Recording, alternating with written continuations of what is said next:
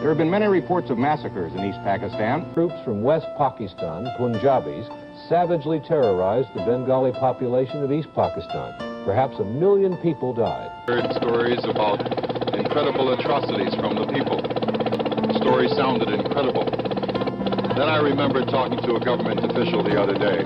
I asked him how many guerrillas, how many Mukti Bahini were in the Dhaka area. He said 3,000. Then he smiled and said they wouldn't be there for very long. And then we got to that village and we saw it. Local residents say the Pakistani troops took Bengali civilians to the waterway every day for mass executions. This slightly blurry amateur videotape shows Pakistani soldiers executing students, professors, and workers at the University of Dhaka last March 26.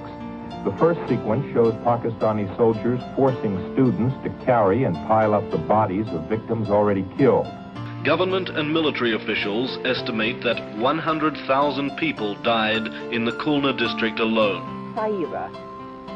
She is 16 years old, a widow, and pregnant with a child of a Pakistani soldier. This army people were looking for him, and they had broken into her house to take him away, actually.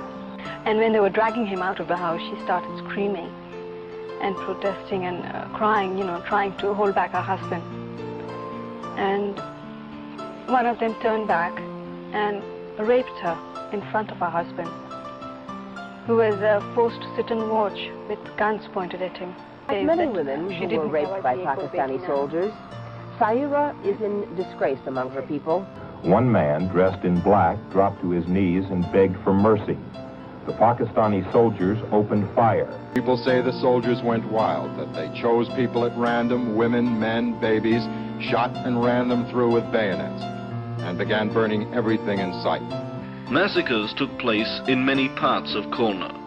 The victims were Bengalis, especially members of Sheikh Mujibur Rahman's Awami League, Hindus, students, and professional men. People were burned alive. We Americans are aware of what's happening in Cambodia and South Vietnam because this country has a big stake there. But Bangladesh is a different case. There is no major American involvement or commitment there, nothing which approaches the needs of that young, impoverished nation. And so the memory of what happened there may already be growing dim in many of us.